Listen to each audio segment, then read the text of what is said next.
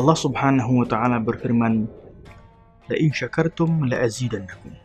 Di dalam firman yang lain Allah Subhanahu wa taala memberitahu kepada kita tentang kesyukuran kepada Allah Subhanahu wa taala, bahawa Allah berkata, "Muqalilun min ibadiyas syakur."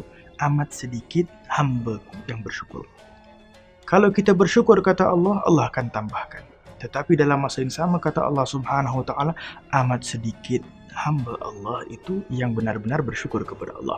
Dengan itu disebutkan Sayyidina Umar bin Khattab radhiyallahu anhu, beliau pernah berdoa dengan berkata, "Ya Allah, ij'alni minal qalil." Ya Allah, jadikanlah aku daripada golongan sedikit.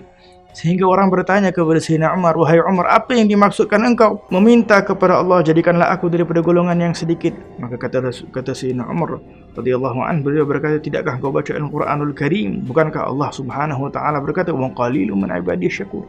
Amat sedikit hamba Allah Subhanahu wa taala yang bersyukur kepada Allah.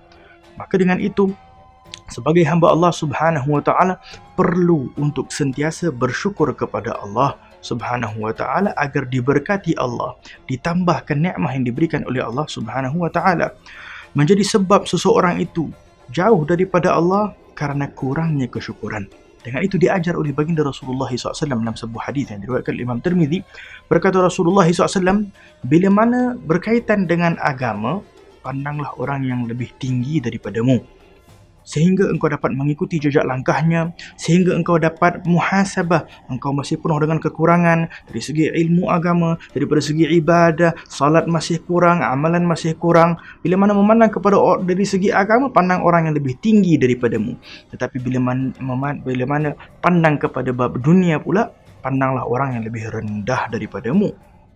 Agar apa? Agar engkau bersyukur apa yang kau memiliki. Alhamdulillah kita ada makan, minum. Ada orang yang tidak mempunyai makan, wala mempunyai minum. Alhamdulillah kita mempunyai kenderaan. Ada orang lain tidak mempunyai kenderaan dan sebagainya. Kata Rasulullah, kalau orang berada di dalam keadaan seperti ini sentiasa, dia akan ditulis oleh Allah Subhanahu wa taala sabiran syakira. Ditulis oleh Allah Subhanahu wa taala seseorang yang sentiasa bersabar, dalam masa yang sama seseorang yang sentiasa bersyukur kepada Allah Subhanahu wa taala.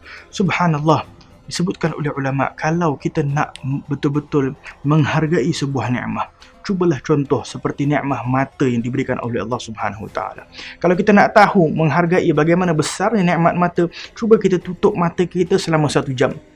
Dalam keadaan kita tutup mata, kita merasa, ya Allah, bayangkan kalau kita dalam keadaan buta, tak boleh nak melihat selama 1 jam, begitu susah.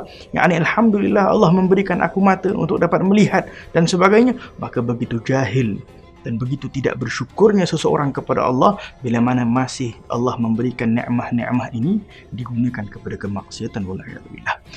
Disebutkan oleh Imam Al-Ghazali rahimahullah ta'ala dalam kitabnya Ihya Ulumuddin, keadaan kesyukuran bagi manusia ini terbahagi kepada 3. Yang pertama, kata Imam Al-Ghazali, adalah farah bin ni'mah. Dia gembira dengan ni'mah sahaja. Yakni maksudnya dia gembira dengan nikmat, yakni dia berikan Allah Subhanahu wa taala rumah, diberikan Allah rezeki, uang, harta. Dia gembira kerana harta itu saja, tanpa ada kaitan, tanpa ada diikatkan nikmat tersebut dengan Allah Subhanahu wa taala, dan ini bahaya. Kata Imam Al-Ghazali, ini belum masuk di dalam daerah kesyukuran, kerana boleh jadi kegembiraannya tersebut membuatkan dia menggunakan nikmat itu kepada kemaksiatan, wala'iyadzubillah. Peringkat yang kedua adalah peringkatnya orang-orang salihin, kata Imam Al-Ghazali, iaitu farah bil mun'im. Dia gembira, keadaannya dia gembira kepada al-mun'im. Siapa al-mun'im? Allah Subhanahu wa taala yang maha memberikan segala nikmat.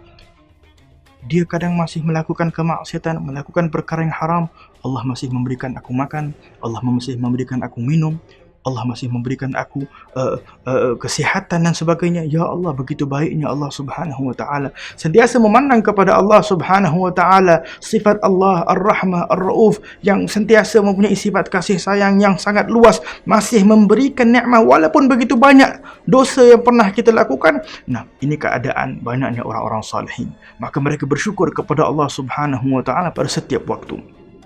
Peringkat yang ketiga, yang lebih tinggi lagi, kata Imam Al-Ghazali rahimahullahu ta'ala, adalah farah bin ni'mah juga, iaitu gembira terhadap ni'mah juga.